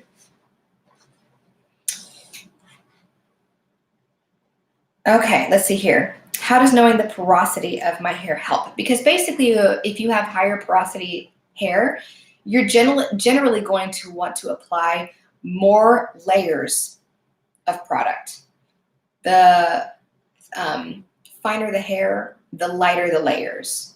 The stronger the strands are, the heavier products you can generally get away with. But your hair is going to soak up more product than people with lower porosity hair. So that's why it makes a difference. Yes, she said that the protein treatments I recommended were more expensive, but would something like the Shea Moisture, Manuka Honey, and Yogurt Hydrate protein treatment be similar? It would be cheaper. Yes, you can go with anything. You can go with anything you want. Go to Walmart, go to Target, experiment and play. That might be your favorite deep conditioner, and I would urge you to try it. And if you don't like it, I would urge you to take it back, because that's why they have return policies. It didn't work at all for my hair. It had huge buildup, and the number one thing I think when I see people in my chair and their scalps are itchy and they have buildup, I'm like, hey, what products are you using? They're always like, Shea Moisture, I love them. And I'm like, no, okay, because they are super buildup inducing. So while I don't recommend them, I'm not going to tell you not to try it. So by all means, go try all of the things. And if it works for you, then awesome. Really awesome. Okay, let's see here. Okay, please talk about itchy scalp problems. Okay, so another person had wanted to talk about scalp as well, or hair loss. So, I mean, itchy scalp problems, really the number one thing that I would recommend that you do is see a dermatologist, because I am not one. Itchy scalp can be caused by a lot of things. It can be an allergic reaction to something in your products, like my sister-in-law is going through right now, is being allergic to like everything coconut-based, and coconut is in everything. It could be because you have buildup from Shea Moisture products. It could be because there's a preservative, the itchy M's in your product that you're having a reaction to. It could be something in the fragrance of your products, or you could have a hereditary situation that you need medication for. But anytime your scalp is itchy, the number one thing that I would at least urge you to do is see a dermatologist, and don't go any more than 3 days without shampooing your scalp. Okay, my opinion on my main bio. So I haven't done my main bio. They did reach out to me a long time ago and send me a packet, and I just never did it. But I did do a hair analysis with Wendy, who is the owner of the Sciencey Hair blog that I mentioned earlier. She used to have a business where she did hair analysis. And I did one a few years ago. And I've talked about this on a few virtual consults that I've done with clients, because it really confirmed what I knew about my hair, which was good. But it also taught me a couple things I didn't know. For example, you know, I talk on Instagram sometimes about my good side and my assy side, my sassy side and my assy side. I've got this area of hair just like right here that just doesn't curl like anything else. And so when I sent Wendy my hair samples, I sent her a separate section that was hair just from right here. And I said, please, like, is there something different about this hair? Because it acts totally weird. And she said, oh yeah, it's a totally different curl pattern than everything else. Oh yeah, and it's a completely different texture. It's way more coarse than anything else on your head. So for that alone, it just gave me a sense of like, why? Like, now I understand. And sometimes it's just nice to know. So I think if you really have a lot of questions and you really are feeling lost and you don't know how to read your hair, and you want to know, you want to dive into that because you think it's interesting and it won't overwhelm you, then I think yes, absolutely. I think sending something to my main bio would be really fun. So they give you a report back on your porosity, elasticity, the diameter of your hair strands. Is it fine? Is it strong? As well as a review of up to 5 products that you use, and if they think they're a good fit for you. I think that's a great idea. That's an awesome idea. So yeah, because they're going to match up. Is your hair strong or coarse? Then you should probably use less protein. Is your hair fine? You should probably use more of it. Is your hair high porosity? Maybe you should use this. I love it. I think it'd be great. And it's called My Main Bio, MANE, just so you guys know, because I know y'all will be like writing this down, right? Okay, sleep protection. Does this affect frizz? Yes. Halo frizz? Yes. And the layer frizz? Yes. I feel like there are so many ideas to try, but I haven't bought anything. That's fine. That's totally fine. I think it's good to slow down and just observe and make a list and think about what you think would be a good fit for you.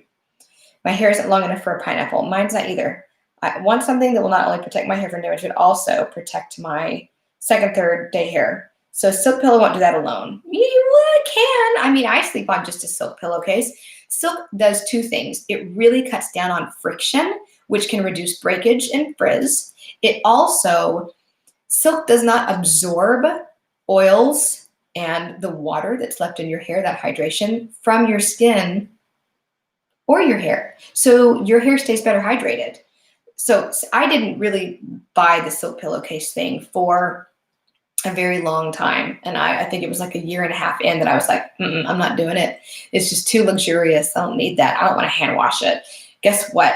It was a total game changer, and I highly recommend it. And it doesn't even matter if you buy a silk satin blend. It doesn't matter if you just buy satin, whatever. I don't like satin because I'm a side sleeper and satin hurts my ears because it can be kind of hard.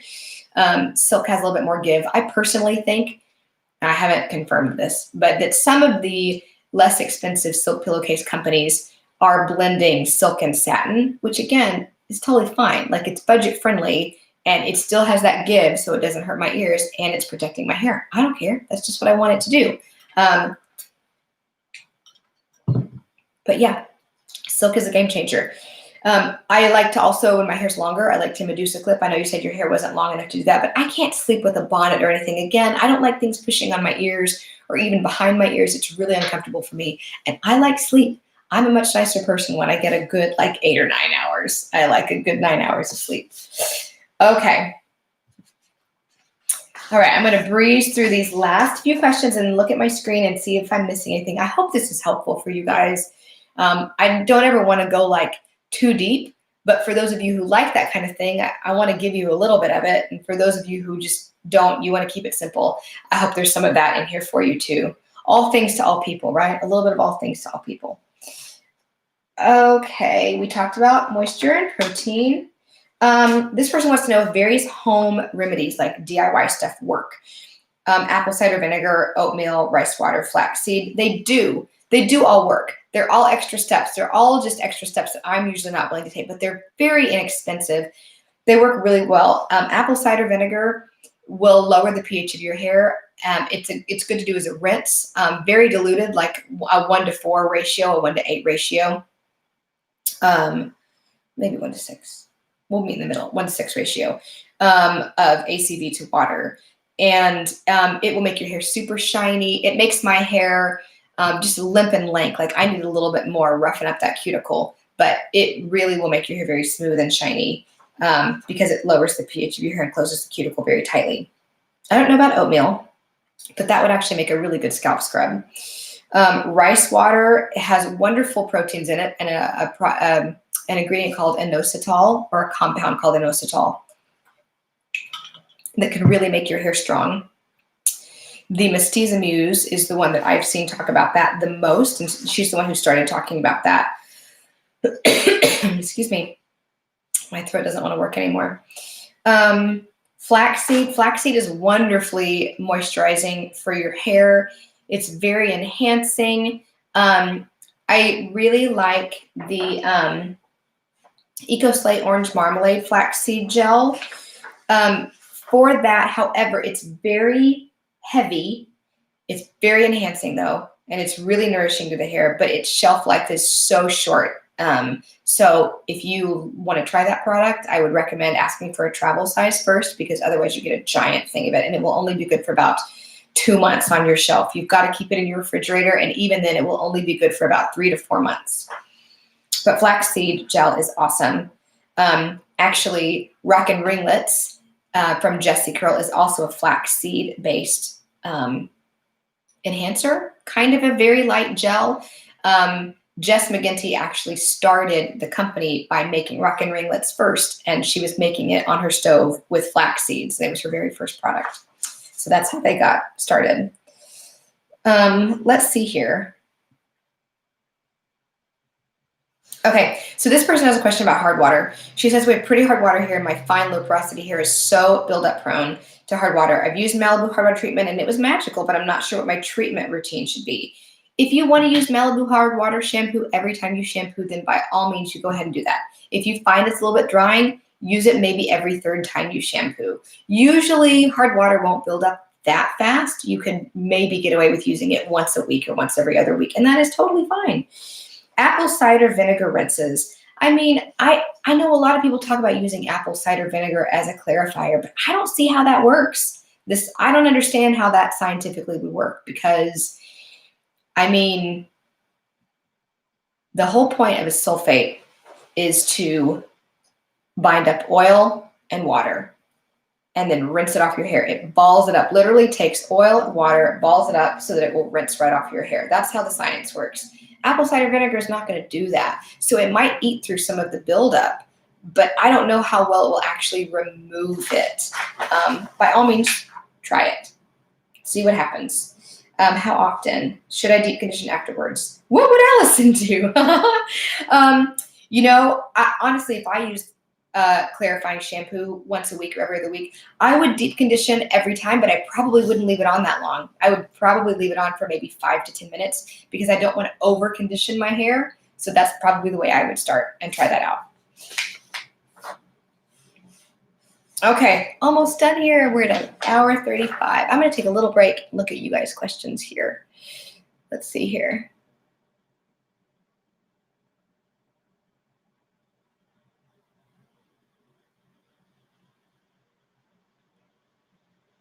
You thought you had an assy side, but you were finger coiling your bad side in the wrong direction. That is a thing. That is for sure a thing. Oh my gosh. The perfect hair care towel is a complete game changer. Way better than the t-shirt I was using. Really? I want to know more about that. I've used the hair repair towel for like years and I love it. It's definitely a step up from a t-shirt, but I mean, I would still use a t-shirt just fine. Perfect hair care. Is it like kind of like a cross between microfiber and t-shirt? I want to know more about that because I got a towel from Aquas to use that I really like. It's like it's got loops, but the loops are kind of flat.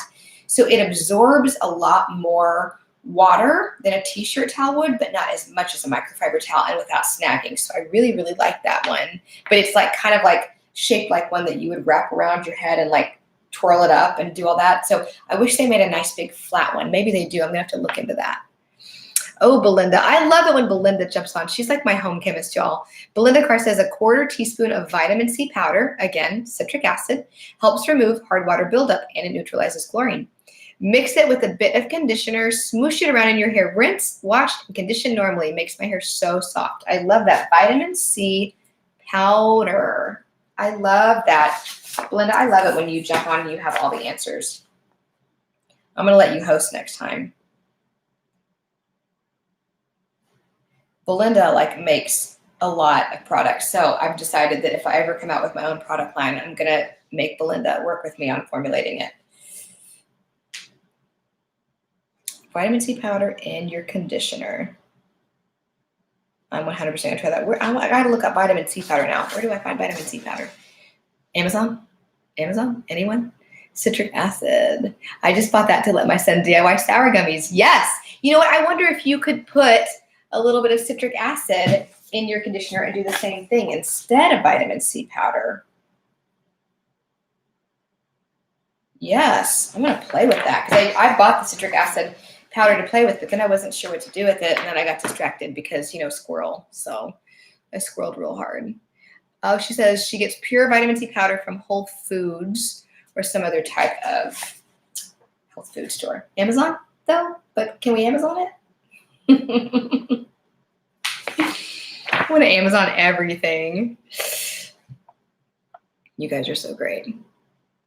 Oh, Kristen says, I hate the horrible hair days. You know what? I do too. But earrings and a cute headband and some extra mascara, maybe some red lipstick.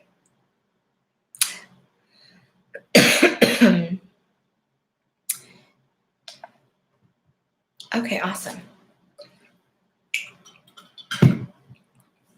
I learn more stuff from you guys, I swear to God. I really do. Okay. Okay, she says that I think it's Gwendolyn Dodge says it's on Amazon for $16. I think she's talking about the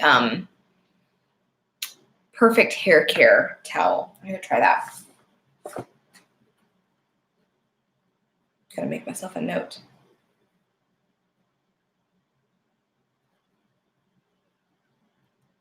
Okay.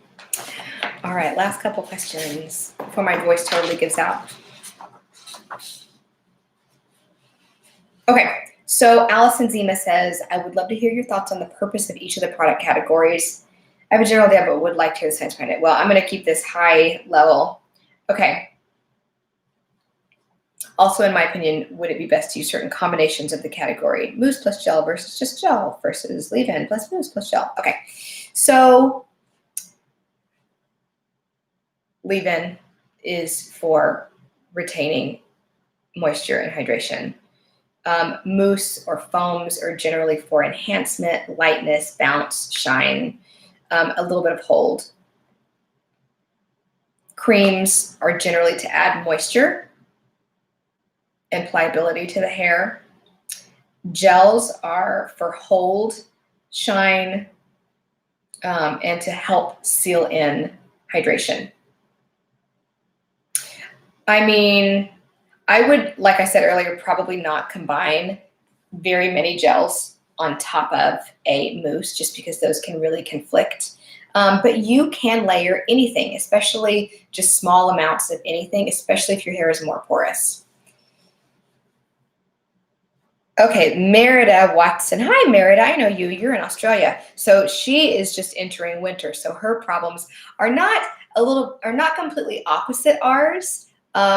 It's just it's extreme. It's the opposite extreme.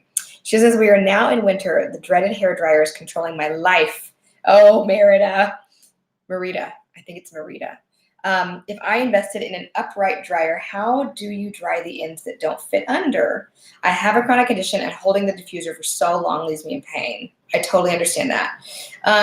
How do you dry the ends? That's when I would take something like a microfiber towel and just squeeze the ends before I even started drying, because that's going to pull a lot more moisture out of your ends, and then go ahead and sit under your hooded dryer, definitely with root clips, and call it a day. Your ends will dry. They will dry faster because they're more porous than what's up here, and because they have some loose space down here rather than being stuck next to your head. They will dry. Okay, so many great comments from this group. Oh, thank you, Christine. She says, I can't think of anything else to ask. Oh, you're so very sweet. Thank you so, so much. Have I used neutral protein filler? Yes, I have. I have a bottle of it in my bathroom. What about using Bragg's liquid aminos as a neutral protein filler substitute? Girl, I don't know. That's a new one for me. I'm just going to circle that. Very interesting. Bragg's liquid aminos. Don't you use that to cook with? I think I use liquid aminos, coconut aminos to cook with sometimes.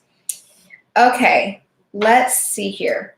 2 more questions left. Jen says, now that salons are reopening, we can finally get these long overdue haircuts.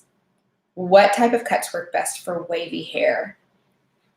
You know, a lot of things. It really depends on your hair. So like weed add, carve, and slice method, which Jen asks about specifically in this, is really great for higher density hair types, for stronger hair strands. For finer hair, for less dense hair, I just don't recommend it. It's going to thin out your ends so much that they're so tapered, you look thin and scraggly. I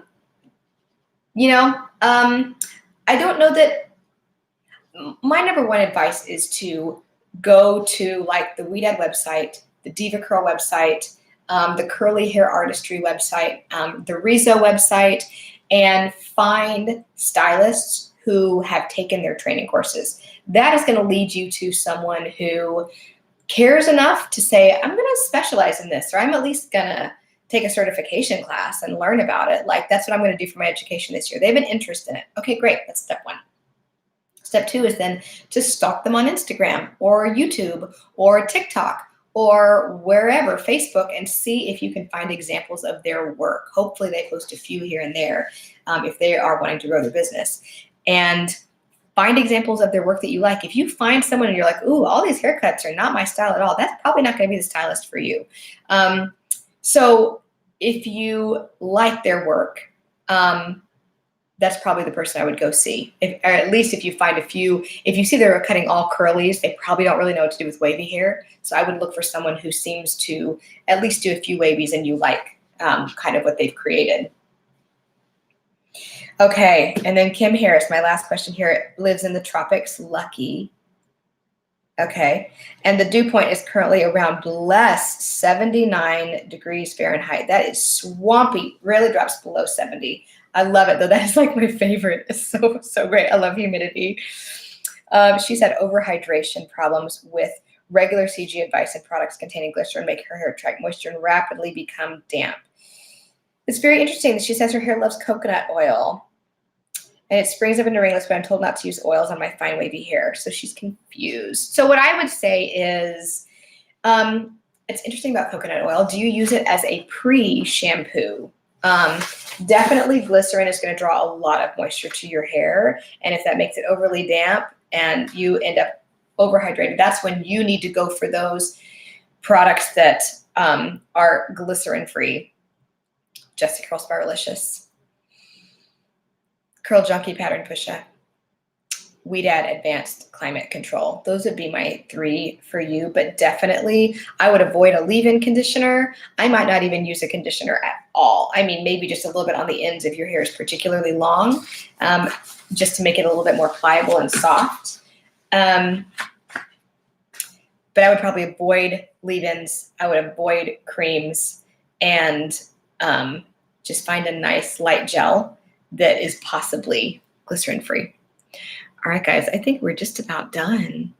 This has been a lot, but it's been really fun. All right, let me see if we have any other questions in here that I can answer. Did I get to everything? What are we possibly going to talk about on the next live in a couple weeks? Didn't we just talk about everything in the world? Oh, hi, Charlotte. I'm so glad you jumped on. It's nice to see you. How's school? I heard that you guys, she's in cosmetology school. I know her from cosmetology school. I heard that you guys got a couple days in cosmetology school and then they closed the school again, but I don't know why. So crazy. Oh, Patty. Yes, you can come drive to me and get a haircut. I'm only working on Saturdays right now, though, because kids at home. That's just all I'm going to do. How do I like, Audra asked how I like the Trilux line. I really like it. I do find the shampoo to be on the less cleansing side. I generally like something that's more cleansing. It's a little bit less cleansing, but if you're cool with that, it's a good one. The leave-in conditioner that you can also use as a rinse-out conditioner. I don't know why they labeled it as a leave-in, to be honest. It is very good. It smells like Thanksgiving and Christmas. It's very cinnamony. I really like that about it. And it does work well as both a rinse out and a leave-in, but use a teeny tiny amount if you use it as a leave-in. And I love their high definition gel. It's, I hate that it's in a tub. I just don't like tubs anymore in my life. I hate sticking my fingers in things. It seems unsanitary and I always drop it or get water in it and it's just gross. So I wish it wasn't in a tub and I'm actually going to transfer it to like another bottle of some kind just so I can get away from the tub. I really like it. It's kind of like Mop Top's Curly Hair Custard, but lighter. So it's still really enhancing without weighing my fine hair down. And so I really like that product. And they have a cream too that I like, but I only use it in the winter because in the winter, your hair needs another layer. You know, like you put on a jacket when it's cold outside, right? So put like a jacket on your hair. Put another layer in. Oh, you opened back up this week, says Charlotte. Okay, good. Awesome, awesome. All right, guys, I think I've answered all the questions. I hope I didn't overwhelm anybody. Again, I just really want, come on over, Patty. Start driving now. You'll be here by next week and I'll save you a spot. I just really want you guys, if you want the knowledge, to have it. And maybe I can just give you a taste for it or a taste of it. And then you can start doing your own research and your own you know, writing down of what you've used, what works. I mean, I really always recommend to everybody to please, please, please create a log when you first start doing this. Take some pictures, write down what you used. That's how I started, and that's how you start seeing patterns and figuring out what works for you and what doesn't and what causes problems. Because you forget when you start playing with new products wash day after wash day. And it really does help to be able to look back on that and go, oh, I had a horrible wash day today. And I had a horrible wash day the last time I used this product and the time before that. This one doesn't work for me, but man, I really like the smell. What a bummer. Then you got to give it to your best friend. And this is just what you have to do. So I really want to keep it simple. I want to break things down in a simple way. Even though hair is, I really feel like, a notoriously complicated thing to take care of, because we've got oils up here and we've got dryness down here, and we're trying to take care of two very different beasts at one time. So anyway, I hope this was helpful. I'm gonna go ahead and jump off and go pour myself a little tiny glass of wine before I go to bed. And I will send you guys the link to this. I'll post it in the group along with the list of hair sunscreens that I talked about. So I'll see you guys later. I'm not gonna tell you to have a great curl day because this isn't an official video. But I'll see you guys next week in the group. Thank you for all of these questions. You guys have so many great ones, and I love the way you think through everything and just the thoughtful questions that you guys ask. So thank you for challenging me to come up with new things and for giving me some answers to things that I didn't know or hadn't thought of. I love it. I want to try all the things. So thank you guys so much. Have a great night, and I'll see you guys in week 3, Simply Waves, next week. Bye, y'all.